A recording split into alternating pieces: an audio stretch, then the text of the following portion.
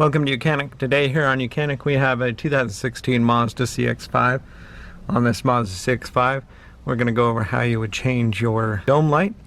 The dome light is the one that's in the middle, so this will illuminate your back seats.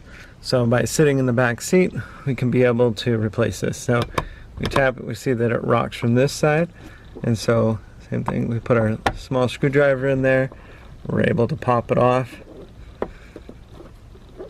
The connecting tab there, and pull that down, and then we can pull the light bulb out of the clip there, and we'd get a new light bulb. Well, it's a 12 volt 8 watt light bulb, or a number of 26D27. It would be the light bulb that you would get. This light as well as the map light would match. And then you would take your new one,